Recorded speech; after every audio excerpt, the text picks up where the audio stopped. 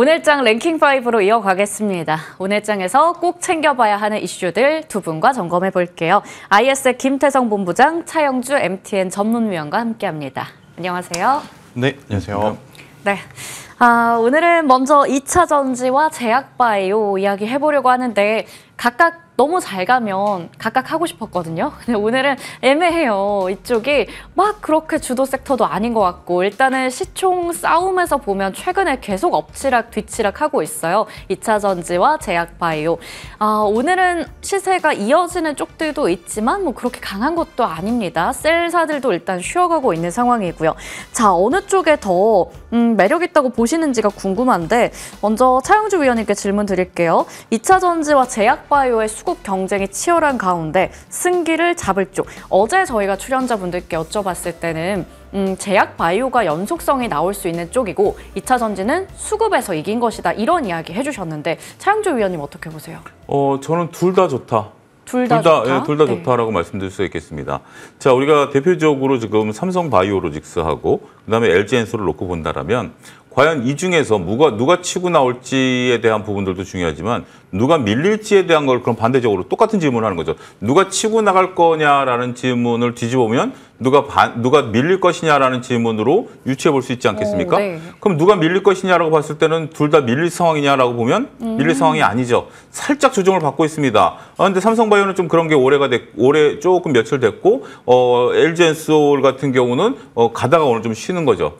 저는 둘 다 지금 둘 중에 하나를 선택해야 된다라고 본다라면 굉장히 좀 잔인한 질문 같다라고 생각합니다. 네. 둘 다 나쁘지 않아요. 그래서 지금 물론 이제 뭐 펀드멘탈적으로 본다라면 제약바이오가 조금 좋을 수 있죠. 좀 더 안정적일 수가 있겠죠. 하지만 2차 전지도 지금 수급이 만만치가 않습니다. 네. 이렇게 지금 만만치 않은 수급이 치고 올라올 때 우리가 불안감을 느낄 이유는 전혀 없다라고 보여지는 거죠. 오늘 그러면 2차 전지가 올라가다 쉬는 부분들, 저는 이제 물론 우리가 에코프로 그룹주라든지 포스코 그룹주들은 조금 논의를 친다 하더라도 지금 제가 2주 전에 SDI 얘기했을 때랑 점점점 지난주 후반부터 어제 오늘 2차 전지에 대해서 굉장히 많은 분들이 얘기를 시작합니다. 그러면 잠깐 쉬어줄 때가 된다라고 자연스럽게 보시면 될 것 같아요. 근데 쉬는 폭이 1%도 안 밀립니다. 네. 1%도 안 밀린다라는 것은 이거는 전형적인 쉬는 거죠. 그래서 저는 둘 중에 하나를 선택해야 되겠다라고 한다면 고민이 클 텐데 오히려 조금 공격적으로 보시면 2차 전지를 보셔야 되겠고 여기서 펀드멘탈이라든지 여러 가지 뉴스를 지금 본다라는 것은 이제 약간 저는 오히려 좀 여러분들을 더 혼란스럽게 본다라고 봐요. 단순하게 지금은 제약바이오는 트렌드 속에서 쉬어가는 것들이고 이것도 수급이죠. 수급이 안 붙은 거잖아요. 수급이 안 붙었는데 밀리지 않는다라는 것은 한쪽에 센 수급이 살아있는 거고 여기서 추가적으로 조금만 들어오면 확 올라갈 수 있는 거고 2차 전지는 지금 펀드멘탈 보면 머리가 복잡합니다. 유럽에서 그거 중국 그다음에 미국에서 CAT 한다고 해서 그래서 지금 없었던 투심이 살아난다? 글쎄요, 그거보다 불난 게 더 문제 아닐까요? 저는 그렇게 봅니다만 어쨌든 수급이 살아있다라고 본다라면 결론은 그렇습니다. 둘 다 지금 입장에서는 대장주를 내가 만약에 2차 전지 쪽에 조금 더 관심 있다라든지 아니면 조금 더 물려도 내가 펀드멘탈 살아있는 쪽을 보겠다라면 삼바를 중심으로 해서 전 둘 다 이렇게 누구를 버려야 된다라고 한다라면 참 곤란한 지문이 아닌가 싶습니다. 네, 알겠습니다. 이게 그러니까 두 쪽 다 꺾일 수 없는 뭔가를 가지고 있는데 일단은 수급이 그 중심에 있는 것이고 오늘은 사실 거래대금 자체도 좀 한산하다 보니 그러한 영향 속에서 두 쪽 다 쉬어가는 모습인 것 같지만 또 그 안에서 오르는 종목도 있습니다. 알테오젠도 결국에 지금 엎치락 뒤치락 하더니 코스닥 시총 상위에서는 1위를 기록하고 있거든요. 이런 걸 봤을 때도 양쪽 다 시세는 꺾이지 않았다라고 볼 수 있을 것 같아요. 자, 그러면 이게 공통 질문으로 저는 생각이 들어서 김태성 본부장님의 의견도 궁금하긴 하거든요. 어느 쪽 더 매력 있게 보세요? 제약바이오가 사실은 더 매력이 있을 그래요? 수밖에 없죠. 네. 그러니까 이제 주식이라고 하는 것은 누가 더 불확실성이 더 적은가의 싸움이거든요. 그 기준으로 보면 당연히 2차 전지도 좋지만 제약바이오 쪽이 조금 더 우위에 있다라고 좀 말씀드릴 수 있을 것 같은데 그러면 최근에 왜 2차 전지는 반등을 해줬는가? 네. 우리가 아마 지난 한 주 그리고 이제 이번 주 수급의 빈집이라는 표현을 엄청나게 많이 들었을 거예요. 네. 그 이야기인 즉 굉장히 적은 돈만 유입이 돼도 이쪽은 민감하게 반응을 할 수밖에 없는 그러니까 우리나라 증시 지금 현물 증시의 수급이 되게 약합니다. 그렇기 때문에 작은 금액이 들어와서 움직일 수 있는 쪽이 어딘가라고 하면 당연히 2차 전지가 굉장히 매력적일 수밖에 없다 보니까 최근에 이제 상대적으로 2차 전지 반등세가 좀 강하다라고 저는 느껴졌고, 제약바이오는 근 한 15거래일 동안, 2주 동안 바닥 대비 한 20% 30% 오른 기업들이 엄청나게 많아졌어요. 네. 그러니까 최근에 이제 똑같은 금액이 들어와도 이제는 제약바이오는 가격적으로 더 밀어 올리기 좀 부침이 드는 그런 투자자분들 같은 경우에는 대안이 될 수 있는 게 지금 2차 전지로 보여질 수밖에 없어서 이렇게 계속 이제 제약바이오냐 2차 전지냐 이제 시속 게임 양상이 지속이 되는 것 같고, 그리고 이제 LG에너지 솔루션이 기술적으로 보더라도 주봉상 이평 저항이 오늘 딱 걸리는 날이었어요. 그래서 이제 앞서서 위원님께서도 이야기하셨지만 오늘 쉬어가는 것은 어떻게 보면 정말 당연스러운 흐름. 뭐 투자자 입장에서는 내가 샀으니까 혹은 가지고 있으니까 안 쉬고 그냥 계속 갔으면 좋겠다라고 생각하실 수 있는데, 네. 저는 오늘 하루 정도 그냥 쉬어 혹은 내일까지 이제 쉬었다가 다시 가는 어떤 패턴이 더 강할 수 있다라고 좀 보여질 수 있어서요. 오늘의 흐름을 가지고 둘 중에 누가 더 낫냐라고 이야기하기에는 좀 어렵다. 하지만 네. 연속성을 띨 수 있는 것은 제약바이오가 훨씬 더 네. 유리하다라고 정리해드릴 수 있을 것 같습니다. 네. 어떻게 보면 둘 중에 누가 더 나아요라고 우리가 딱 집어서 말하기는 어려운 상황이기도 하네요. 그만큼 둘 다 매력이 충분히 있어 보입니다. 근데 김태성 본부장님께서 예전에 네. HK 이노엠 보자 얘기해 주셨었는데 네. 기억하시죠? 그렇죠. 최고가 영역입니다. 일단 오늘 증권가 목표 주가도 55,000원까지 나왔는데 네. 어떻게 보세요, 이 부분은?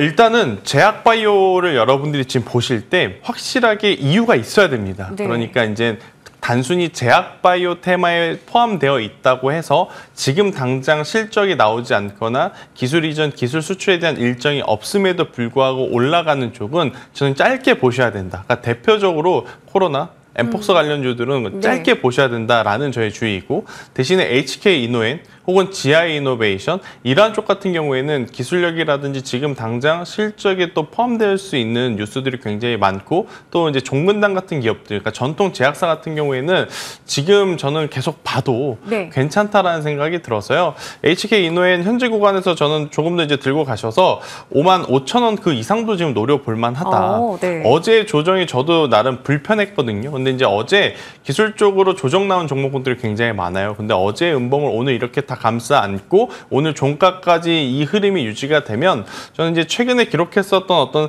상단 가격대, 이 앞전에 이제 상단 52,300원대를 넘어서는 흐름도 나올 수 있으니까요. 보유하고 계신 분들은 제약바이오 이번 달에 금리 인하 네. 시그널도 있잖아요. 네. 그러니까 더 가져가셨으면 좀 좋겠다 의견 네. 드리겠습니다. 충분히 그 안에서 좋은 종목 잘 골라본다면 지금의 주가 그 이상도 노려볼 수 있다는 부분 설명해 주셨어요. HK 이노엔까지 저희 지금 수준에서의 대응 전략 확인해 봤고요. 자, 그러면 차영주 위원님, 앞서 2차 전지 설명해 주시면서 화재 이야기 잠깐 언급해 주셨는데 아무래도 이번 달 중으로 또 정부에서 이 전고체 배터리 지원책 발표한다라는 소식이 있었어요. 오늘 관련주들 움직이는데 윗골이 좀 달려있긴 해요. EV 첨단 소재, 한농화성, 동화기업 등등이요. 일정 앞두고 트레이딩 정도는 괜찮을까요? 근데 이 부분은 우리가 이제 정부가 이제 어떤 규제가 나오는지 굉장히 네. 이제 규제 완화라든지 규제라든지 이런 것도 굉장히 중요합니다. 근데 이것은 어떻게 보면 산업의 표준을 정하는 거고요. 네. 근데 이 산업의 표준을 정함으로써 이 안전성이 확실히 답보된다라면 우리가 이 부분에 대해서 긍정적인 불 볼 수는 있겠습니다만, 지금 이 부분 제 상식으로는 이러한 기술이 지금 현재 없는 기술은 아닌 걸로 보여집니다. 이미 다 있는 기술인데 기업 입장에서 그리고 소비자 입장에서는 비용의 증가를 결국 초래하는 거 아니겠습니까? 막상 전고체로 간다 하더라도 지금 전고체 기술이 개발이 안 된 건 아니지만 전고체로 꼭 가야 된다. 정부가 이렇게 강제하게 되면 기업 입장에서는 설비 투자 다 뜯어 고쳐야 되고요. 그다음에 소비자 입장에서는 그 비용까지에다가 전고체 만드는 비용이 더 들어간 비싼 배터리라면 자동차 가격이 또 몇백만 원 올라가겠죠. 이걸 받아들여야 된다라는 거죠. 그러면 캐즘은 더 길어질 수밖에 없습니다.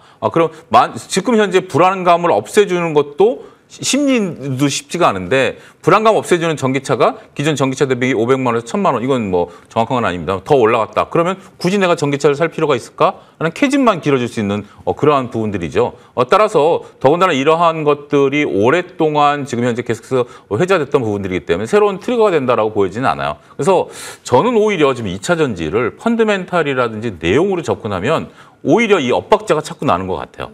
지금 이제 그런 만약에 저렇게 해서 우리가 지금 현재 뭐 저도 이론적으로 보면 지금 당장 되는 것은 김성호 본부장께서 지난번에 얘기한 분리막 쪽을 좀 더 강화하는 게 가장 현실적이지 않을까. 현재로서는 큰 뭐 서로 간에 뭐 없이 그런 부분들이 있습니다만 그렇다고 해서 지금 불이 안 나느냐? 이런 좀 불안감인 거죠. 우리가 상당히 조금 어려운 게 뭐냐면 논리적으로 분리막을 좀 더 강화하면 불이 날 확률이 50% 감소합니다라고 정부나 업계에서는 당연히 그렇게 얘기를 하겠죠. 근데 소비자들은 그러죠. 그렇다고 불 안 나? 불안해.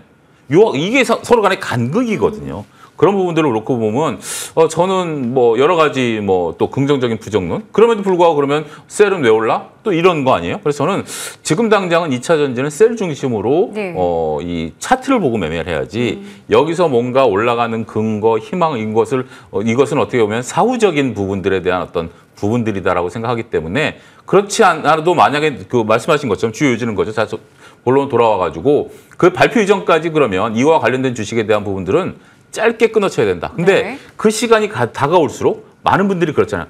자, 이 목표가가 10,000원입니다라고 하면 여러분들 어떤 생각하십니까? 지금 만약에 7,000원짜리 주식을 사서 10,000원까지 들고 계시겠습니까? 9,500원만 원 팔아야지, 9,000원 원 팔아야지. 이게 인지상정 아니겠습니까? 그래서 그 시간이 다가오기 이전에 이 테마주들은 꺾일 수 있다라는 측면도 잘 감안하셔야 되지 않을까 싶습니다. 아무래도 또 테마에 따른 움직임이 크다 보니까 좀 짧게 치고 끊어가는 전략 설명해 주셨네요. 자, 2차 전지와 제약 바이오에 대해서 자세하게 한번 이야기 나눠봤습니다. 다음은 방산입니다. 오늘 좀 거래 한산하다 보니까 이게 잘 가던 것도 결국 또 윗골이 길게 달고 있긴 해요. 폴란드 쪽이 아무래도 방산에 있어서는 큰 손인데 폴란드에서 방산 전시회 열린다고 합니다. 내일부터요. 자, 그러면 여기서 또 한 번 뭔가 수주를 따낼 수가 있을 것인지 K방산의 위력을 보여줄 수 있을 것인지가 궁금하긴 한데 자, 먼저 김태성 본부장님 주목할 포인트 아무래도 뭐 우리 기업이 여기에 가서 뭔가 성과를 내고 이러한 뭐 2차 계약에 대한 이슈들 이거를 제일 봐야 될까요?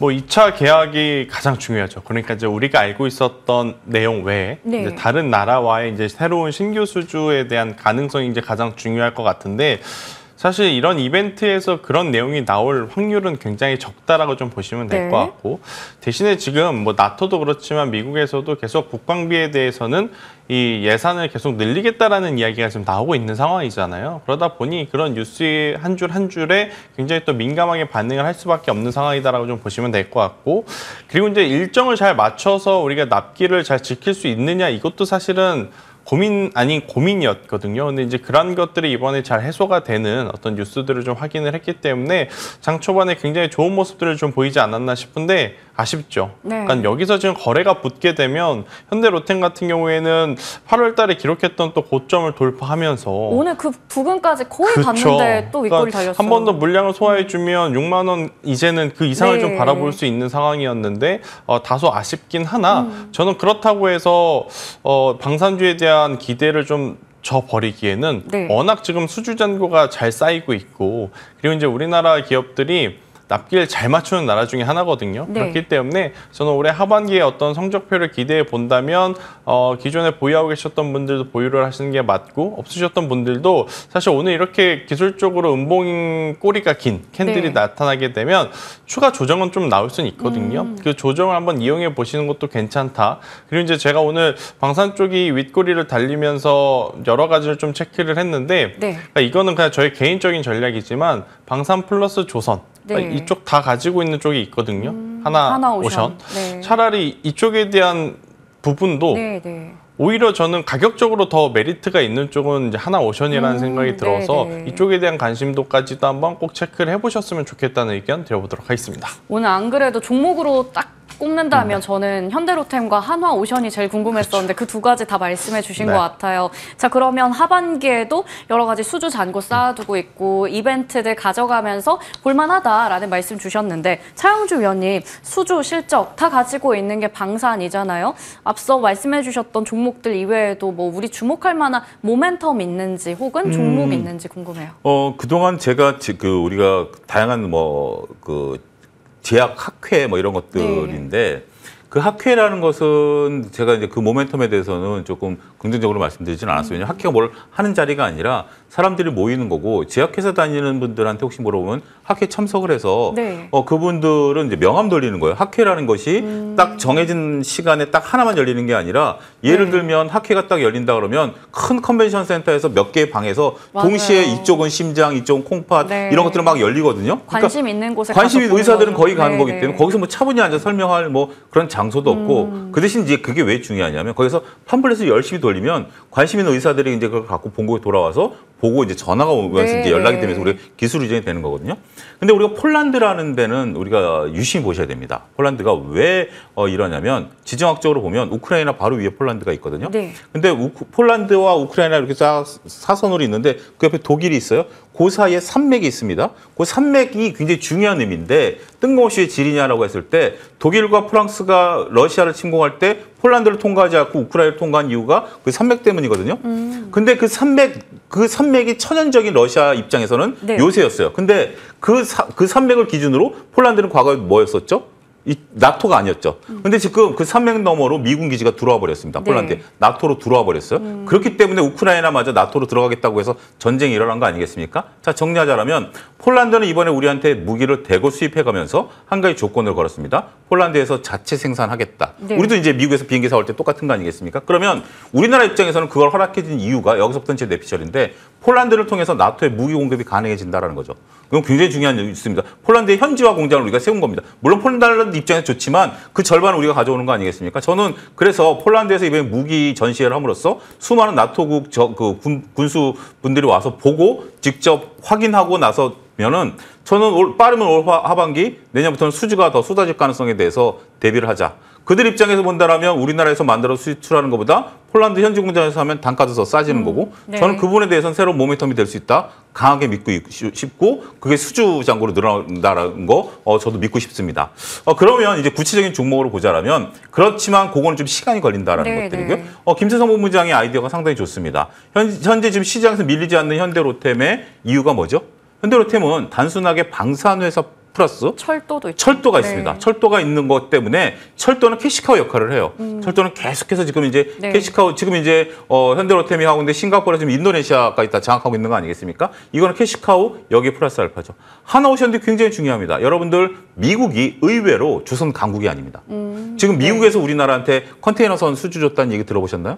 유조선 수준 준 거 보셨나요? 아니요. 없죠. 네. 그럼에도 불구하고 하나오션이 미국에 있어. 미국이 조선 강국인 것은 군수용 함정 만드는 네. 겁니다. 근데 하나오션이 이번에 인수한 쪽이 미국의 전략 잠수함을 만드는 회사를 인수했거든요. 네, 네. 이를 통해서 새로운 부분들이 늘어난다라면 그렇다라면 뭐 양수겹장으로 볼 수 있는 하나오션 같은 경우도 저도 긍정적으로 보거든요. 그러니까 다른 것들이 나쁘다라는 건 아닙니다. 그런데 지금과 같이 변동성이 클 때는 뭐 우리가 짜장면이 좋을 땐 짜장면이 좋고 짬뽕을 먹을 땐 짬뽕이 네. 좋아야 되지만 불안할 땐 짬짜면을 시켜 먹는 게 그나마 네. 안정적이지 않을까요? 그래서 지금은 둘 종목 다 공이 짬짜면 같은 주식이다라고 본다라면 한쪽이 맛이 없어도 다른 한쪽으로 배를 채울 수 있는 그런 기업에 네.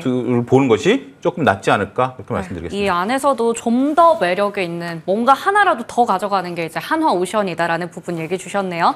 자, 그러면 다음 섹터로 넘어가 보겠습니다. 오늘 워낙에 주도 섹터 없다 보니까 밸류업 쪽에 있는 종목들에 대한 관심도 있는 것 같아요. 경기 방어주 이런 쪽이요. 9월에 또 거래소에서 밸류업 지수 발표한다라는 소식 나오면서 은행주들 최근에 주목 많이 받았는데 오늘은 일부 종목만 올라가고 그 안에서 이제 보험 쪽이 괜찮아 보입니다. 특히 손해보험 쪽 괜찮은 것 같은데요. 자, 방향성이 궁금해요. 김태성 본부장님, 밸류업 지수 나온다라는 뉴스에 올랐던 거니까 나오면 빠지는 걸까요? 아니면 뭐 금융 말고도 제조사 이쪽을 볼까요? 근데 오늘 수급 밸류업 쪽으로 전체 다 올라온다라고 보기보다 애매해요. 그러면 또 현대차는 왜 빠지는 거예요? 그러니까요. 또 이렇게 의문이 꼬리에 꼬리를 지금 물 수밖에 없는 상황. 일단 증권 보험주 같은 경우에는 앞서서 이제 뭐 ETF라든지 그런 상품에 대한 기대감 때문에 저는 단순 수급이 좀 붙어주고 있는 상황. 그리고 이제 최근에 지수가 안 좋았을 때 과거에 이제 경기 방어주의 성격을 떴었던 이제 통신주라든지 음식료 업종보다도 네. 요새는 이쪽이 지금 상대적으로 잘 움직여요. 그래서 네. 오늘도 어떻게 보면 지수의 이 불편한 모습이 이쪽으로의 수급 쏠림이 나타나게 된 것이 아닌가라는 생각이 들고 있고, 그러니까 어떤 수급 밸류 프로그램에 대한 관심도는 지속적으로 좀 가져야 되는데, 사실 이제 금융, 은행, 보험 이쪽은요, 시세 날 때 쫓아가면 네. 제 경험상, 그러니까 저의 개인적인 경험일 수 네. 있습니다. 경험상 수익을 볼 수 있는 구간이 많지는 않더라고요. 그래서 이제 오늘 같은 경우에는 진짜 요 며칠 동안 답답하셔도 꾹 참고 가지고 계셨던 분들이 이제 즐길 수밖에 네, 없는 네. 구간. 지금 이제 기존에 가지고 있던 종목군들이 또 답보 상태에 빠지니까 그것들을 정리하고 과감하게 움직일 만한 저는 섹터는 아직은 아니지 않겠는가? 네. 저는 이렇게 좀 생각이 들어서요. 보유하고 계신 분들은 저는 더 가져가시는 게 맞고, 네. 그렇지 않으신 분들은 조금 더 지켜볼 필요는 있다. 일단 올해 1분기, 2분기를 통해서 증권 보험 이쪽이 PF라든지 여러 가지 대내 변수에 좀 잘 탄탄하게 방어하고 있음을 확인을 하긴 했지만, 여기서 더 주가가 올라갈 만한 명분은 잘은 저는 모르겠습니다. 그래서 네. 저는 보유하고 계신 분들이 아직은 추세가 꺾이지 않았으니 더 가져가시되, 없으신 분들은 조금은 더 기다려 볼 필요가 있는 네. 부분이 아닌가, 이렇게 설명드리겠습니다. 원래 이쪽이 막 굉장히 크게 시세가 나오는 쪽은 아니다 보니까 맞아요. 목표 수익률을 크게 가져가기는 좀 어렵거든요. 네. 보유자의 영역이다라는 부분 주셨고, 좀 더 지켜봐야 된다, 신규 진입 같은 경우에는 이렇게 설명해 주셨네요. 자, 차영주 위원님 코멘트도 궁금하고, 금융 쪽이 좀 그렇게 큰 수익을 내기 어렵다면 오늘 지주사도 LG 뭐 이런 쪽 크게 오르잖아요. 어떻게 보세요? 근데 이제 우리가 금융사라든지 지주사들이 상당히 좀 개인 투자들이 그 한정된 자금을 가지고 포트폴리오 구성하기는 현실적으로 어렵죠. 그렇기 네. 때문에 올라가는 건 올라가지만 그렇다고 저거를 지금 따라산다? 차라리 저거 대신은 뭐 배터리 셀이 더 빠르지 않을까? 그러니까 선택의 문제라면. 네. 그러니까 내가 만약에 재산이 많아가지고 뭐 이것도 사고 저것도 살 수 있다라면, 근데 내가 1,000만 원, 3,000만 원, 2,000만 원 갖고 투자하는데 선택의 문제라면 저걸 선택하느니 뭘 선택하느니 좀 고민이 쌓일 수밖에 없어요. 근데 한 가지 대안을 드리자라면, 네. 우리가 이제 과거 역사를 보게 된다라면 박근혜 정부 때 배당에 대한 것들을, 그때 박근혜 대통령 관심 사항이어가지고 여러 가지 이제 배당 얘기가 많이 나왔습니다. 네. 배당 얘기가 나오면서 기업소득 환류세제라는 세제를 한시적으로 도입을 했고, 그다음에 뭐가 나왔냐면 배당 관련 지수가 나왔어요. 그러고 나서부터 우리 많은 국민들이 이제 배당에 대해서, 그때 이제 코로나 전이니까, 동학개미운동 전이니까 배당에 대해서 해갖고 배당 펀드들도 나오고 했었던 것들이거든요. 여러분들 이제 배당 펀드는 뭐 금융기관에서 자유롭게 가입을 하실 수 있으니까. 그게 왜 그러냐면 기업소득 환류세제라는 세제 혜택이 나오면서 지수가 나와서 가능해진 거거든요. 그러면 자, 지금 밸류 프로그램은 현 정부 들어서 가장 관심사항 중에 하나입니다. 그렇죠. 그런 상황에서 지수가 나오면 뭐가 만들어지죠? 지수를 추정하는 펀드들이 만들어지고, 네. 지수를 추정하는 ETF가 만들어집니다. 네. 그러면 지금 당장, 그러면 ETF라든지 펀드가 만들어지면 뭐죠? 수급이 들어온다는 얘기 아니겠습니까? 네. 수급이 들어오면 관련주들은 올라가겠죠. 그런데 이 관련주들이 올라가는 것들이 우리가 개별적으로 투자하기엔 상당히 곤란한 주식들이 많죠. 앞서 언급드린 배당과 똑같습니다. A라는 기업이 배당을 많이 줬거나 아는데 배당 받자고 들어갔다가 시세가 떨어지면 어떡해? 이게 이제 가장 큰 불안 아니었습니까? 네. 그거를 해결하는 펀드들이 나온 것처럼 저는 오히려 지수가 나온 뒤에 만들어지는 밸류업 관련 ETF에 대해서 여러분들이 그때가 투자하시는 것이 네. 조금 더 이롭지 않을까? 라고 좀 말씀드립니다. 지수가 만들어지면 거기에 추정하는 것들이 들어오고, 물론 수급이 들어오긴 하겠습니다만 그것을 우리가 개별적으로 잘라서 매매하는 것은 현실적으로 어렵지 않을까, 이렇게 말씀드리겠습니다. 네. 개별 종목 지금 여기서 고르기보다는 나중에 지수 발표되고 나서 만들어지는 ETF 쪽 대안으로 설명해 주셨네요. 그쪽도 향후에 한번 관심 가져보도록 하겠습니다. 다음 섹터 이야기 해볼게요. 석유화학이에요. 오랜만에 얘기하는 것 같은데, 일단 수익성 개선이 여기는 제일 중요한 부분이고, 워낙에 많이 떨어졌어서 저평가에 대한 이야기들도 나오거든요. 현재 자리 밸류가 매력적인지 그 부분 궁금해집니다. 자, 오늘 금호석유 6%대, GS, 대한유화, 흥구석유 등등 다 올라가고 있습니다. 김태성 본부장님. 네. 앞서 말씀드렸던 여러 가지 요소들에다가 이제는 바닥을 찍고 턴하는 시점인 걸까요? 아니면 오늘 워낙 뭐 가는 데가 없으니까 이쪽이 좀 가는 건가요? 일단 어떻게 보면 뭐 100% 똑같다라고 볼 수는 없지만 2차 전지하고 좀 유사한 것 같습니다. 그러니까 우리가 느끼는 소비 심리 기준으로 보면 네. 경기가 이렇게까지 정말 좋아지는가? 그렇진 않거든요. 그런데 지금 뭐 MB 라텍스라든지 합성 고무 수지에 대한 판가라든지 원자재 가격을 보면 원자재 가격이 하향 안정화가 되면 보통 이제 판가가 좀 내려가기 마련이거든요. 근데 지금 금호석유화학의 오늘 나온 레포트들을 여러분들이 한번 자세히 살펴보셨으면 다 아셨을 텐데 원자재 가격 하락은 했습니다. 네. 그런데 판매 가격은 수요가 지금 지속이 되니까 꾸준히 지금 늘어나고 있음을 좀 확인하는 그러한 구간. 네. 그런데 저는 개인적으로 그게 확 와닿진 않더라고요. 그래서 네. 굉장히 고민이 되는 상황이긴 한데 그러면 금호석유가 많이 올랐는가? 이제 이게 포인트인 것 같아요. 네. 많이 오른 상태에서 이런 리포트가 나왔는가? 근데 가격적으로 보니까 박스에 지금 중단 정도에 지금 걸쳐 있는 상황이다 보니 가격적인 부분을 좀 고려를 해보면 네. 충분히 매수를 하고자 하는 심리가 좀 붙어줄 수밖에 없겠구나라는 생각은 들더라고요. 그래서 지금의 가격을 좀 이용하고자 하시는 분들에게는 좀 느긋하게 보실 수 있다면 저는 그래도 괜찮은 부분들이 좀 있지 않겠는가? 하지만 이제 빠른 시간 안에 결과를 내기에는 지금 볼 게 되게 많거든요. 네, 우리가 네. 잠시 후 다음 이 STO 요? 뉴스에서도 네.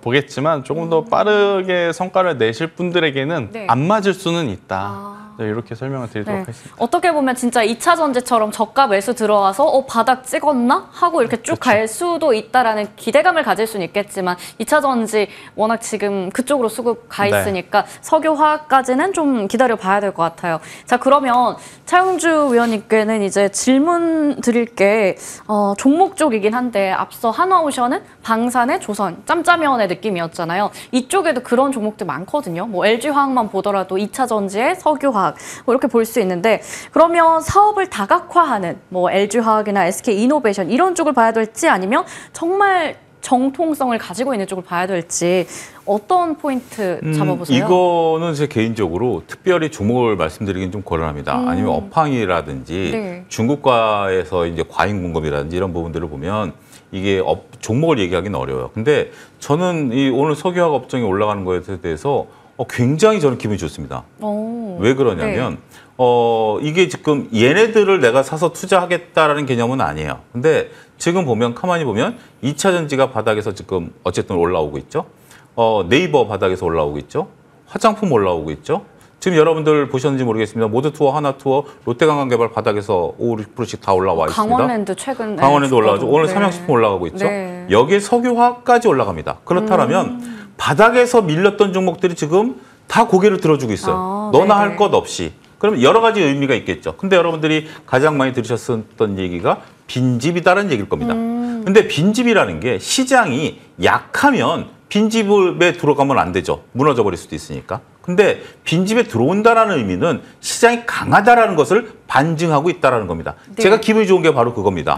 더 이상 빠지지 않겠구나. 네. 지금 뭐 이유는 모르겠어. 저도 그냥 느낌인데 그런 느낌을 주는 거죠. 많은 투자자들이 종목 찾기에 혈안이 돼 있고 뭐라도 사야지, 뭐라도 사는 거 과정에 있어서 빈집을 찾아 들어가야지라고 한다라는 것은 그분들이 마음이 급하다라는 거죠. 뭐라도 사야 된다. 저는 그렇게 해석을 하는 거예요. 물론 개별적으로 이슈가 있겠고 개별적으로 좋아 보이는 것들이 있을 겁니다. 그거를 폄하하는 게 아니라 제가 석유화학에 대해서는 아직까지는 2차전지랑 마찬가지입니다. 펀드멘탈 보고는 지금은 조금 움직이기는 어려워요. 하지만 지금 웬만한 것들은 다 들어준다라는 측면에 있어서 얘네까지 들어오는구나. 그러면 네. 시장은 더욱더 강화되겠구나라는 측면으로만 봐도 오늘 석유화학주들의 상승은 분명 투자자들 입장에서는 좀 긍정적으로 봐야 될 요소가 플러스했다. 저는 그렇게 평가하고 싶습니다. 수급의 빈집 그 속에서 이제 어느 쪽 한번 안 간 거 뭐 있을까 이렇게 찾는 중에 또 여러 가지 말씀해 주셨던 바닥에 있는 쪽들이 올라온다라는 말씀 주셨어요. 자, 그러면 석유화학은 나중에 또 실적이나 이런 부분 펀더멘탈 개선되면 한 번 더 체크해 보도록 할게요. 마지막 섹터입니다. STO 일단은 이틀 연속으로 시세가 나오고 있습니다. 핑거 같은 종목은 상한가 여전히 기록하고 있죠. 근데 이게 5월에 한번 중단되면서 그때 한창 주가 열 올리다가 쭉 이렇게 내려갔었거든요. 근데 그러면 이번에도 9월에 된다고 하는데 뭐 그때처럼 되면 어떡하나라는 리스크는 없는 건지 이번에 확실한 건지도 궁금한데 자, 김태성 본부장님 일단 이거 그때랑은 달라요? 모르겠습니다. 근데 너무 빠르게 이 법안을 다시 갖고 온 것이 아닌가라는 생각이 4개월 들어서 만에, 네. 아 그러면 이제 뭔가 물밑에서 좀 이야기가 오고 간 게 있지 않겠는가라는 생각을 그냥 하는 거죠. 네. 아마 저처럼 생각하실 시청자분들 많을 거예요. 네네. 근데 이건 어디까지는 이제 뇌피셜 기준인 거이고요. 일단 오늘 수급을 좀 놓고 보면 이쪽이 강하죠. 대표적으로 핑거와 같은 기업들도 있지만 저는 만약 지금이라도 단기적으로 보신다면 지금 수급이 작아진 상태에서 이쪽에서 트레이딩을 해야 된다 생각이 들어요. 네네. 갤럭시아 머니트리 혹은 갤럭시아 SM 네. 이쪽 같은 경우에는 STO도 있고 또 트럼프 트레이더라고 불릴 수 있는 테마하고도 비트코인 엮일 수가 이런 있죠. 쪽도 있고, 그래서 네. 이제 이쪽을 한번 보신 게 좋은데 저는 이 두 종목을 말씀드리고 싶은 게 아니라 최근 우리나라 시장의 또 하나의 패턴이 뭐냐면 신규 상장한 다음에 네. 정말 소외받았던 쪽에서의 반등 아니겠습니까? 네. 이쪽에서 이 뱅크웨어 글로벌이라고 하는 네, 기업이 네. 있어요. 그러니까 지금 STO가 정말로 법안이 통과가 된다면 실제로 먼저 가장 어떤 실적의 변화가 나올 수 있는 기업이 저는 이 뱅크웨어 글로벌이다라는 생각이 들어서 네네. 만약 이쪽에서 매매를 하시려면 저는 오늘 기준으로는 핑거와 갤럭시와 머니트리를 기준 삼아 놓고 뱅크웨어 글로벌을 좀 단기적으로 매매를 하시는 게 지금 맞지 않겠는가. 어차피 지금 이 법안 같은 경우에는 세론으로 작용할 가능성이 저는 굉장히 높다는 네, 생각이 네. 들어서 그 전에 매매를 지금 끝내야 되는 게 네. 맞다 생각을 하거든요. 그래서 단기적으로 보실 분들은 이 종목군을 한번 살펴보자라는 의견도 한번 드려보도록 하겠습니다. 갤럭시, 네네. 투자자분들이 오해를 좀 하는 부분들이 좀 있는 것 같아서 말씀드리는데 지금 이 법제화가 되는 게 아니라 네. 지금 기사에 앞에 화면에 나왔죠. 여당이 발의를 하겠다라는 겁니다. 네, 네. 야당이 통과시켜줘야 된다라는 거죠. 국회 아직 통과된 거 아닙니다. 그런데 이제 이 부분과 아마 제가 볼 때는 금투세라든지 지금 현재 증권 관련 법안들이 다 이번에 아마 심사가 들어갈 것으로 보여지기 때문에 아직은 약간의 불확실성이 있죠. 근데 여기서 이게 통과가 됐다라고 하면 지금 여러분들의 STO가 통과되는 거하고 비트코인하고 관계가 있을까요? 핑거랑 관계가 있을까요? 네. 이 부분 잘 보셔야 돼요. 실수해주를 요 세 가지. 네. 자, 핑거가 오늘 올라간 이유 중에 하나는 인천 지역에 있어 블록체인 플랫폼 사업에 대한 부분들을 저는 있다고 보거든요. 네. 자, 이 모든 기술의 근간은 블록체인이에요. 모든 근간은 블록체인이지만 핑거가 토큰을 발행하나요? 아니죠. 근데 지금 STO가 토큰을 발행하지만 이 토큰은 우리가 기존에 있었던 그 주식을 저거는 이제 블록체인화 하겠다라는 거죠. 쉽게는 네. 모나리자를 자르자라는 거. 모나리자는 실물이 있고 모나리자를 자르자라는 거고 그걸 법 테두리 안에 들어오겠다라는 거죠. 네, 네. 통제를 하겠다라는 겁니다. 전자금융을 통제하겠다라는 겁니다. 그거와 블록체인의 관계가 있을까요? 이거 여기서 여러분들이 생각을 잘 하셔야 돼요. 블록체인은 규제 밖에 있습니다. 네. 규제 밖에 있고 이건 거래가 되는 블록체인이지 이게 전자 토큰은 아니거든요. 지금 STO가 얘기하는 전자 토큰은 실물이 있고 그 실물을 발행한 STO이다라는 거죠. 그런데 초반에 STO가 나올 때만 하더라도 야 내가 모나리자를 가질 수 있어? 야 내가 뭐 예를 들어서 잘생긴 차영주 얼굴을 자르면 이게 판매가 돼? 이게 새로 와서 매매가 됐었고 이런 것들이 TV에 좀 나오긴 했었죠. 하지만 누가 차영주 얼굴을 토큰을 발행한다고 사나요? 그러니까 현실적인 부분에 딱 부딪혀버린 겁니다. 의도는 좋았죠. 자, 나도 모나리자를 거래할 수 있어 라는 거였지만 누가 모나리자를 그렇게 가격 시세 변동이 클까요? 아니죠. 그렇기 때문에 네네. 저는 이 부분에 대해서는 이슈 플레이로 국한하는 것이 좋다. 이게 서로 통과된다 하더라도 하나의 상품이 만들어지는 거지 거래를 안 하면 이게 별로 되는 건 아니잖아요. 근데 증권회사들이 여기에 막대한 투자를 해놨기 때문에 법안 통과를 좀 하려고 해서 뭔가 수익화를 창출하려고 하는데 모나리자 거래를 지금 하는 분이 몇 명이나 될지 그때 당시에 나왔었던 정말 미수품 선분들이 있는데 그다음 다시 거래가 됐는지에 대한 것들은 아직 불투명하죠. 그런 것들을 구분하실 필요가 있지 않을까 싶습니다. 네, 우리 말하는 사이에도 갤럭시 SM 또 상한가 진입을 하긴 해서 굉장히 유혹을 주는 섹터이긴 하지만 테마성으로 얘기해 주셨고요. 김태성 본부장님은 아까 뱅크웨어 글로벌이었나요? 그 종목에 대해서 단기 매매 전략도 세워주셨네요. 자, 오늘 본부장님 원픽 있어서 간단하게 보도록 할게요. 네, 일단 저는 오늘 뭐 가벼운 종목 다 이야기해놓고 원픽으로 갖고 온 쪽은 농심을 좀 네, 한 번 더 농심. 이제는 다시 볼 때가 됐다 생각이 들어요. 많이 떨어졌어요. 그러니까 농심 같은 경우 최근에 그래도 계속 이 공장에 대한 증설을 하고 있습니다. 그러니까 네. 공장 증설 공시가 6월 달에 한번 나왔고 8월 달에 나왔는데 모두 다 이제 목적은 해외 매출에 대한 수량을 커버하기 위해서 그러니까 이유가 있다라는 거죠. 단순히 이제 잘 팔리려고 하니까 미리를 준비한다는 것보다. 그래서 이제 공장이 완성이 되면 바로 가동이 될 확률이 높다라는 측면에서 그러면 지금까지 보여왔던 총 매출액을 또 뛰어넘는 매출액을 도달할 가능성이 높지 않나라는 생각이 들어 지금의 가격이라면 지수가 안 좋을 때 오히려 이쪽에 저는 조금 더 관심을 가져보자라는 의견 한번 드려보도록 하겠고요. 현 구간에서 저는 뭐 35만 원이라는 가격대 밑으로만 내려오지 네. 않는다면 저는 추가적으로 상승 시에는 45만 원 혹은 47만 원 이 이상까지도 기술적 반등은 나올 수 있다라는 의견을 한번 드려보도록 하겠습니다. 지수가 안 좋을 때 우리 기술적인 반등도 활용해서 볼만한 종목이었습니다. 농심이었고요. 목표 주가는 45만 원, 손절가 35만 원 확인해 봤습니다. 오늘 두 분과 이야기 잘 나눠봤네요. IS 김태성 본부장, 차영주 MTN 전문위원과 함께했습니다. 고맙습니다.